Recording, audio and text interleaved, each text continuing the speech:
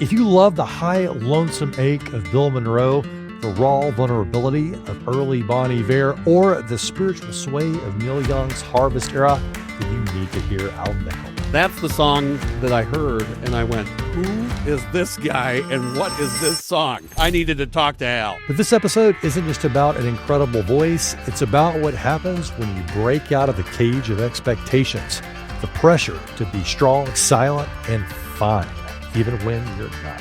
I developed severe athletic anorexia, completely subsumed in this obsessive need to run at least an hour a day, eat under 1,000 calories, do it every single day at minimum, if not more. Al turned that season into Only Hoping, recorded with MC Taylor of His Golden Messenger, and what came out of it was cathartic, psychedelic Americana about masculinity and mortality, groove, and self-acceptance. And what hit his hardest was this. I definitely spent many years on the sidelines of life, observing it, waiting for a conclusion or something. It's time to get Americana Curious with Al Nicol.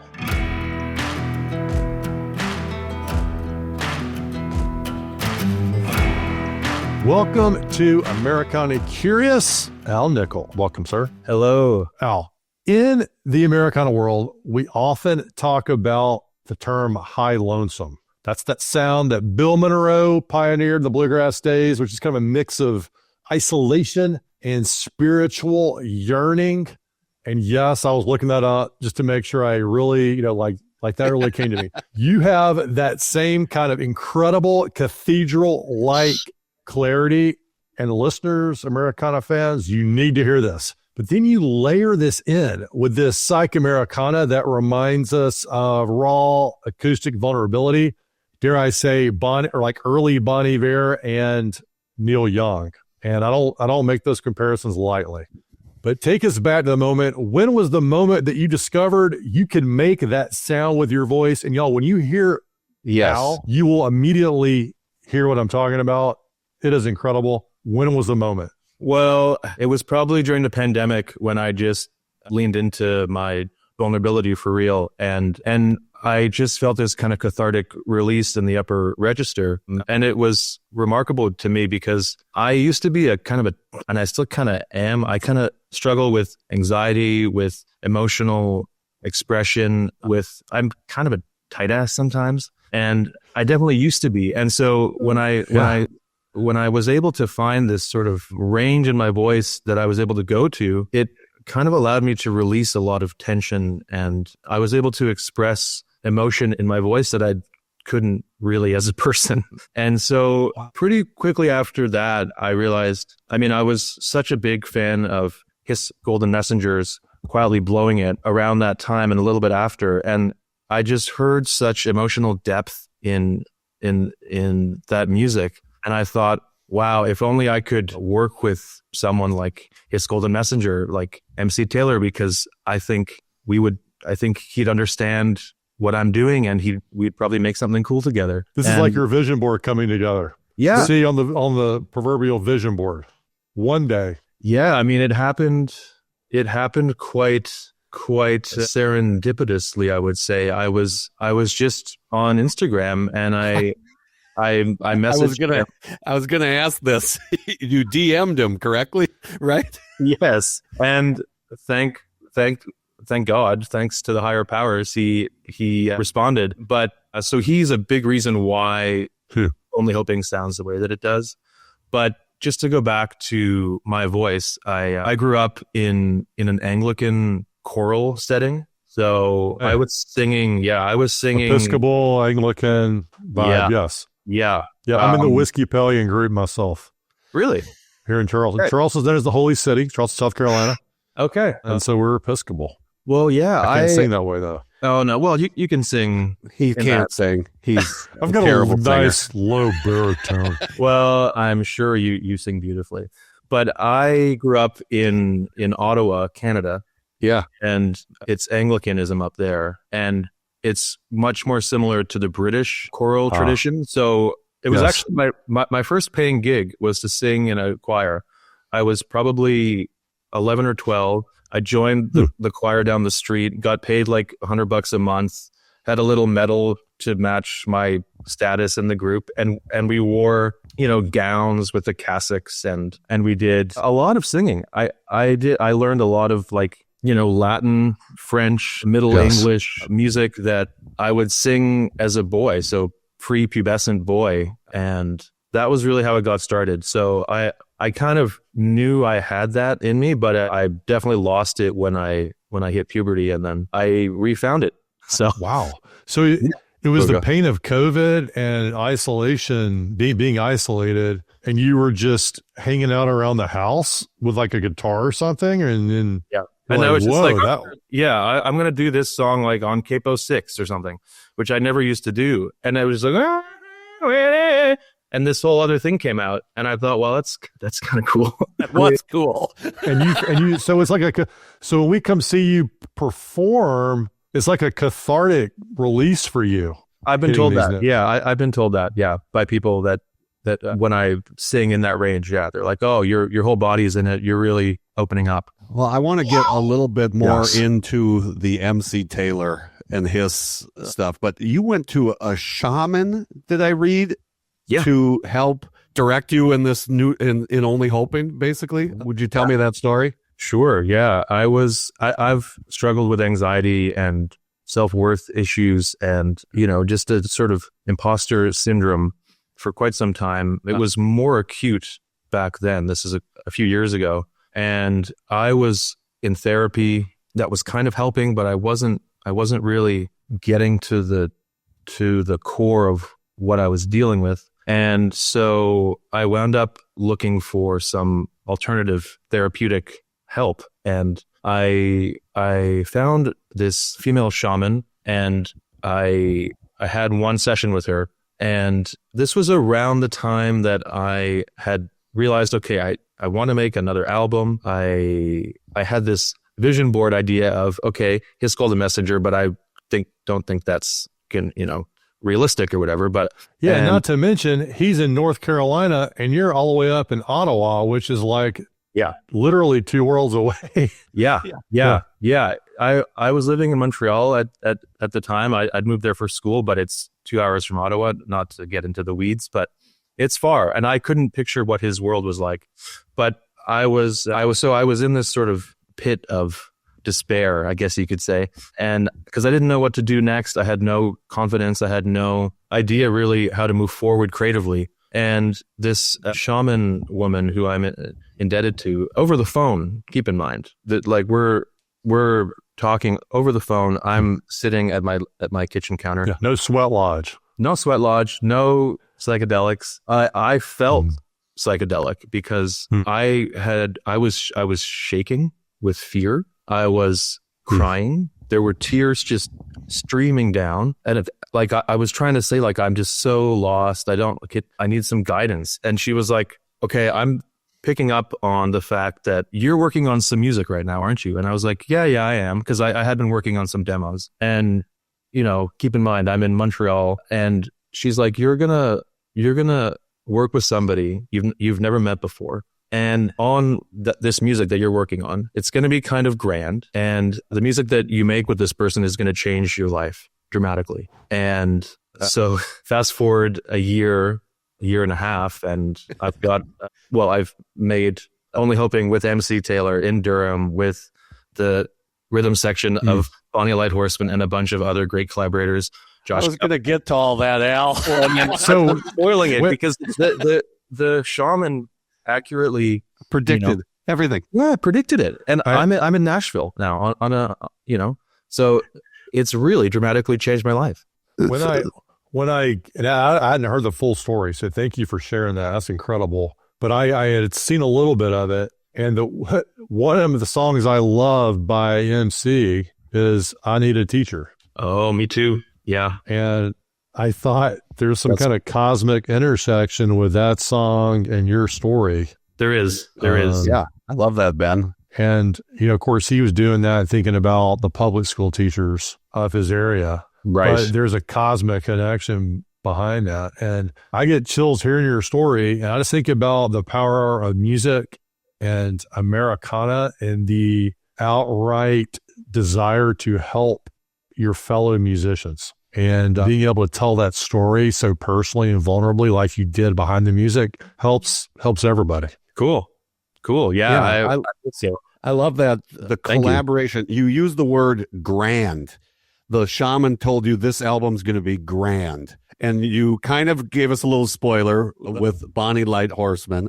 But how did MC take this to where this album, Only Hoping, where it is now? How did he bring in them and kind of guide you? He was your musical shaman during Only Hoping. How about that? That was a good correlation. Yeah. Nobody better to be musical shaman. I'm going to say shaman. I agree. Shaman. So tell me how he made this grand by bringing in some folks.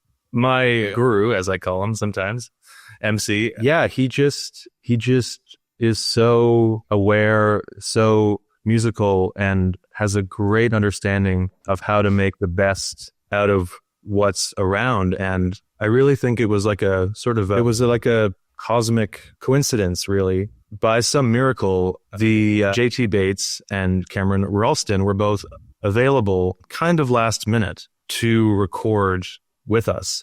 So not only does MC have the great vision and the great understanding of like musicality, and he actually told me on the phone, he was like, Al, by some miracle, JT and Cam are available. So what do you think? And I said, let's do it.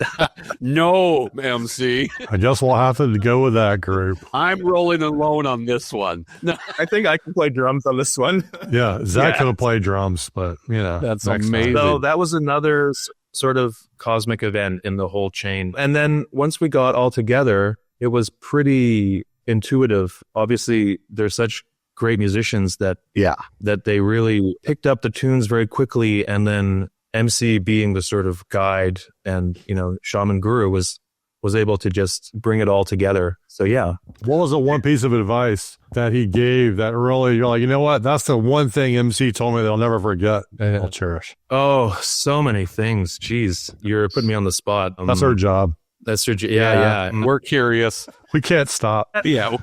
We really can't. One thing that stands out is, two things really stand out. I think the first was like groove in music is super important. And he really helped me on that record understand how to bring deeper groove into my own music. He said other things like, nice guys don't finish last. I don't believe that, and that's hilarious. He also said like, what's that? That's just really funny advice. I love that. Nice. Yeah. So do I. I'm going to bring that one to my spot. Great. He also said things like, it's important to just keep making records. Like, don't take too long. Don't take too long on things. Like, make something and put it out and get into the cadence of making and putting out faster than might feel comfortable. So that's another bit of advice. In terms of like production, he's saying that, you mean? Or what do you mean by in terms of just like, as we were working on it, like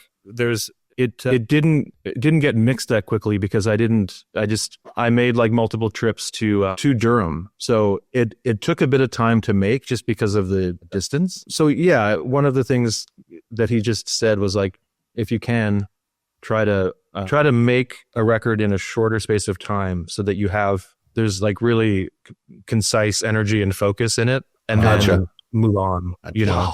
What and the first thing you said that he told you was about groove? How do you describe, like in a sentence or two, what is groove and who does it best? So like if we're like, hey, for our listeners, if Al's gonna here's like if you look up groove, Al's version in the dictionary, what band or musician appears there? Oh, I love that.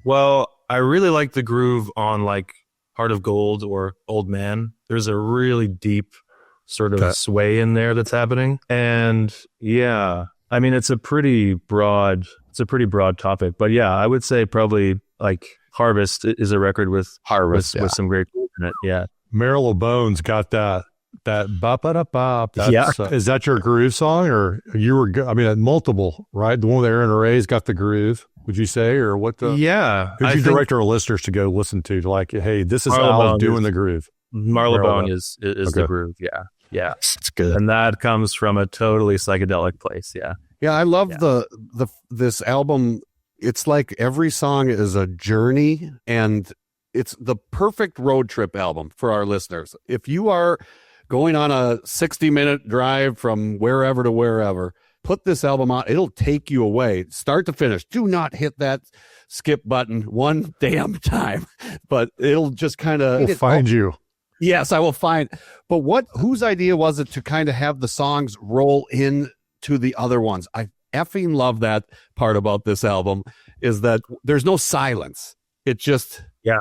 Whose idea was that, and what's the thought behind that? Well, let me tell you. So I wanted to mix the record with Nicholas Behrens, who has a studio out in Joshua Tree. And so once we had finished tracking, we made a plan, MC and I, to go out to work with Nicholas. And as we were out there, it just became clear that the songs had a certain flow, and it happened very quickly, actually. And excuse me, what wound up happening is that we would mix all day, take these odd little breaks for food or for some fresh air. And one particular day towards the end, MC and I went for a little jaunt down the way to sit on a rock and like look out at the horizon. And we didn't realize it at first, but there was this mountain lion that was like right beside us and came up right close to us as we were making our way to the rock. And it must have stood there for like a minute. And I filmed it and stuff. And it was a very like, whoa, we're being visited by a pretty rare desert. Yeah. And then pretty much right after that, Nicholas and MC just sequenced the record like within 20, like it was so quick. They were just like this one, and then this one, and then this one, and then that one.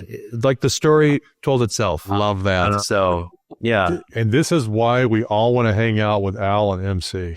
Yeah. They're making great music. They're getting visited by spirit animals. Yeah. That's what it was. And that's what it was. Mountain lions, and those of you are like, what's a mountain? Like, no, mountain lions are incredibly rare. Yes. They are very skittish and they are terrified of humans. Yes. So the fact that you had that experience. Yes. Man, and this is super psychedelic. Yes. Karma, God, wisdom, shaman, Anglican. Yes. It's like the spirit moves you stuff. Yes, it is. And I'm happy that you mentioned the spirit animal because that's what it felt like. Yeah. And now you always have like if you're in a group event and they ask you everybody's like, well, let's do an icebreaker. Everybody, what's your spirit animal? And you're like, I got this one. Yeah. Al's got it taken care of. Let me tell you about this one time. Let me tell you. It's I put the spirit animal on the vinyl cover. So just because I thought it was so special. And there are other little thank you for making that connection. Yeah, it's really important to me. I mean, it just felt like, wow, this is the right thing to be doing at the right time with the right people. I am in the channel. So folks that see the vinyl will see that there are little images like in the logo. And yeah, one of them is a mountain lion. There's a few others in there to explore. It's all in the details. I am betting. I mean, there are some albums that I think are just really going to hit high levels on vinyl, and with your voice in that album, that is going to be a vinyl jewel, my friend. Thank you. I mean, man. Hey there, this is Ben. If you care about songwriting, if you care about the stories behind the songs, and if you believe that music can actually change someone's life, then this show, Americana Curious, is for you. Every week we sit down with artists who aren't just making records, they're wrestling with mortality, identity, faith, doubt, groove, and what it means to live fully. Subscribe now and share it with a friend. I've got a little bit of a different direction to take it. I understand you previously were like so your first job was being a singer at church. Yeah. Your second job was copywriter? Oh, that was my fourth job. For people like, what's a copywriter? You use words to sell, right? That's the idea, right? You think about the end person who could buy it, and you want to sell a product or service, right? And some people in the sales world say that, hey, that's the $1 million skill is being a great copywriter. I am curious, what can songwriters and songwriters, musicians learn about writing music from copywriting? And I'm also curious, in music, who do you think, like, can you listen to a song and be like, some pretty good copywriting? Like, are they, or like, can you, like, who does it best from that standpoint? Well, I would say that what helped me most about writing as a job was that I got into the habit of just being creative and producing material and kind of getting to the point. So yeah, I thought at the time there would be more crossover between copywriting and songwriting, but I don't really see the connection at the moment. Yeah, it was a very convenient way for me to stay home and work from home and make some money so that I could focus on songwriting after. Yeah, but it didn't really cross over much. And yeah, I think great songwriters could be and are great salesmen of all kinds of things. Oh, yeah. But I think it comes from a different part of the brain. Well, Al, I want to just say something about Zach on this. Yeah. We've interviewed probably like 60 or 70 artists, and they're wonderful, literally wonderful musicians, but a lot of them do have a hard time like finding their audience, communicating, getting it out there, and like packaging their music in a way to the people that need to hear it. And that's one of the reasons, these are our listeners too. That's what we're trying to do on this, right? We're trying to convey the value that we hear in artists like yourself to our listeners to grow your audience, to share the music that we love. Put your copyright hat on for a second. What can Zach and I do to help get this? Because we know the music's great. Like your music, the world literally will be better. People need to hear it. Yes. If that's they what we hear music. That. They hear your album, they'll be better. What do we do? I don't think you guys need my advice. You guys are doing great. We want it though. Or you can speak hypothetically. You're gonna have to pay me. If you don't hurt our feelings. No, I think what's important is doing what you guys are doing. Having the right mission, like a focused goal that's all it is. That's all it takes. Copywriting comes way down the line, and it's only supportive of the overarching ambition. Yeah. To Ben's point, I'm in a hotel right now in Raleigh, North Carolina. I'm from Minneapolis, Al, but I'm down here from his accent. For one of the best marketer. I mean, BJ Barham of American Aquarium. I'm here for his 3-day event. He's one of the guys that does everything independent, but he has found his group, and I think it's so important to stay independent like you do as well. Yeah. But it's hard to find. I don't know how. Sometimes I'm baffled on how BJ. He does 300 shows, 300 shows a year, and I don't know how he balances that with life. Yeah. I'm not sure. I think any sort of creative pursuit takes a lot of dedication. Yeah. But once you get in the swing of it, it gets easier. Yeah. And you can tell, I mean, you're dedicated. These songs are very special, but you're dealing with heavy topics, my man. I mean, mortality comes up quite a bit. So how do you deal with that on this album? Yeah. What's going on, Al? Yeah. Well, I'm a very light person, and I'm kind of quirky and naive and like optimistic in my day-to-day life, and I think that's really what kind of makes my personality what it is. But then I do find in songwriting that I have to confront some of these bigger questions. And I mean, some of the songs, like if you're talking about mortality, I mean, I was thinking Father Time. Yeah, that song spilled out of me after my friend's father passed away suddenly in his sleep. It was totally unexpected. He was relatively young, still healthy. So yeah, I think I like to think about albums as compilations of what the artist has been through in the period of time that the album was made. So yeah, that's one of the things that I went through and during that time. Yeah, during that time. And so that song came out. And yeah, I've also, what I like about Father Time for me as a song is that it reminds me like to not take life too seriously, and just don't let the reality of our eventual passing stop you from engaging in joy right now. engaging in a life that you want to build for yourself now. Like I definitely spent many years sort of on the sidelines of life, sort of observing it and timidly waiting for it to come to a conclusion or something. I wasn't able as a younger person to really harness the complexity of life and just say, this is what I want to do. Like, so that was a song that I wrote, and I felt like, okay, it's a good reminder for me to just go out, enjoy life. Every day is a gift, and youth is a gift as well. So love that. Another topic you talked about that's on the heavier side. So for our listeners, this is the heavy part of the episode. Yeah, this is getting heavy. Prison of masculinity. The prison. And you mentioned early on about this piece. My question on that is where, I guess, describe life before you found your new album versus now, in terms of, do you feel like, and I'm thinking prison of masculinity being like, hey, being a guy, we don't do certain things, we don't act certain ways, we don't do certain things. And you mentioned sort of like, and I don't want to put words in your mouth, but like this album seems a bit transformational. Yes, absolutely. You.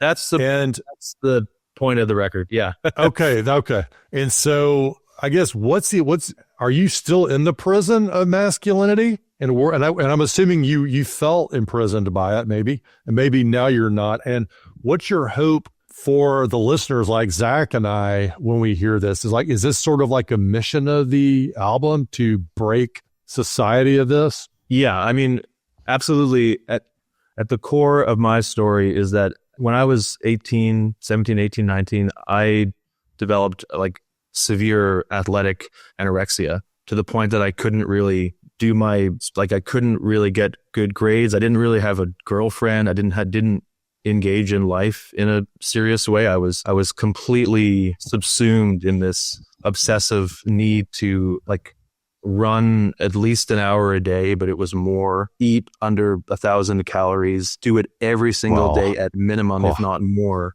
And yeah, it's painful still to realize that I spent 3 or 4 years of my life just like with that being the most important thing. And so, yeah, I think part of the reasons why I make art is to help other people break free of some of their own obsessive tendencies, and just hopefully if my music can convey some level of like calm or release, then it might help them. But for me, yeah, my life before this record was, going back about 10 to 15 years, was trying to dig myself out of this hole that I'd dug for myself. And it took a long time. Like eating disorders amongst men are not talked about. And I didn't talk about them, about mine. And so I just lived with it. And I was like, this is my secret. And it totally fucked me up. And I still live with it, but I'm a lot lighter now. And I'm a lot less self-loathing and a lot less critical and scared. So yeah, it was a really big part of my young life. Wow. Well, thank you for sharing that. Thank you for sharing that. You're welcome. I just want to say, I think about this music, man. It's amazing that your art can heal. You can be healed through your own art. Yeah. And through your courage to create this and share it right now, you're making an opportunity for others to heal themselves by hearing this. Yeah, that's what I like to think. Yeah. Can I go to one specific lyric? I mean, sure. Love is not a thing you find. It's something you feel. On That's on Only Hoping. I effing love that song. I mean, that's the song that I heard and I went, who the hell is this guy and what is this song? And then I needed to know, I needed to talk to Al. So, you're only hoping, but where did that lyric come from? Well, I mean, it's about self-love, isn't it? I mean, we're all, and I get emotional about this, but we're all good enough as we are. We don't need to find anything out in the world, anything more than who we are as we are now. And it took me a long time to be okay with that. And I still have a hard time with that. And yeah, so that's where it comes from. Wow. Thank you for that. And it's so, and let me just say it, that story contrasts so differently this morning when my daughter asked me to get Pitbull tickets. I was like, Yeah. Oh my And then even scarier, the fact that I actually know so many of his songs when I started going through it. I'm like, y'all, if you know Pitbull, you need to know Al. Like, Al's delivering. That should be the tagline of this episode, okay? If it's a little copywriting. Well, and so next thing, I just got to give you the virtual high five. So you went viral for which song? It was multiple. There's one almost 2 million views on TikTok, I think. Bridge Back to Me. Yeah. Okay. And just a high TikTok, sorry, for going with the overalls with no shirt. Oh, thank you. Yeah. Thank you. I was like, dang, yes, dude. And making that ethereal voice is just such a cool Americana moment. Yeah, I would say I could feel that it was a clash, and not a clash. It was a meeting of two different worlds because I sing planned, or you just were like, hey, I just feel like I'm going to wear this into the studio. Someone's going to video me. We'll see what's going to happen. I was shopping for no shirt. Yeah, I was shopping for you're no not shirt. spending money on a shirt. I've been trying That's to take my nice. shirt off for years, guys. No, it's just so hot in Nashville in August that That must be why you're our second guest. That Darren Bradbury never wears a shirt and only overalls too, and he's in Nashville. So He maybe that hasn't gone explains viral it. though. He hasn't gone We didn't viral ask like him. Al. We didn't ask him about it. between July and September, it's very hard to wear a shirt in this town. Yeah. But yeah, that's great. See, Al, we brought it around and lightened it up at the end here. I like that. Yeah. we get heavy in the middle. Yeah, that was Heavy cool. in the middle. Well, man, it has been a dandy of an interview. Yes. So at the end here, we can talk about the Al Nicol legacy. We can talk about like what's coming in the near future, who you want to play with, like Where are you currently what are your hopes and dreams right now in Durham doing maybe? Okay. I just got back from Durham. Yeah. I'm working on something new. Yeah. I feel really settled, really happy to be in Nashville, really excited about the future. And yeah, I don't know. It feels like I've got my feet on the ground. I've got a bit of a plan and some vision for what's possible. And that feels really good for me. Coming from where I've come from, where things have been sort of uncertain, kind of always moving, shaken, it feels like this is kind of a moment for me to settle in and keep on making music. Yeah, I don't really have much else to say. Like, who are you listening to these days, or who are artists that you're hoping people will find? Who's inspiring and discover? Well, I've been listening to Glenn Campbell, which is he's a pretty known artist. Bringing it back. Yeah. Bringing it. Yeah. Really? Yeah, he's a great player. He did. Yeah. Well, let me think. Let me think. Been listening to Emmett Rhodes, and he's great. He's a really Emmett Rhodes. Okay. Yeah, Emmett Rhodes. Yeah, he's kind of Paul McCartney, but still rooted in the traditions of acoustic kind of folky music. Yeah, I don't know. That's I've not been listening to too much, to be honest. I've been focusing just on making my own demos and just trying to stay focused. Yeah. Yes. Well, everybody, y'all, if you're not curious about Al's music, then I don't know what's up. You're in for a treat. Your job after, of course, subscribing to our show is to immediately go and listen to Al's music. Put it on. Zach, you guys are too kind. But how lucky am I to be on a platform like yours that allows me to reach people who will like my music? I think, your audience is very well informed. Yeah, of course. Yeah. So now you're the shaman. So tell me. He's your Americana shaman. Americana shaman. Americana shaman, merch shaman. Yeah. All right. Stay curious, y'all.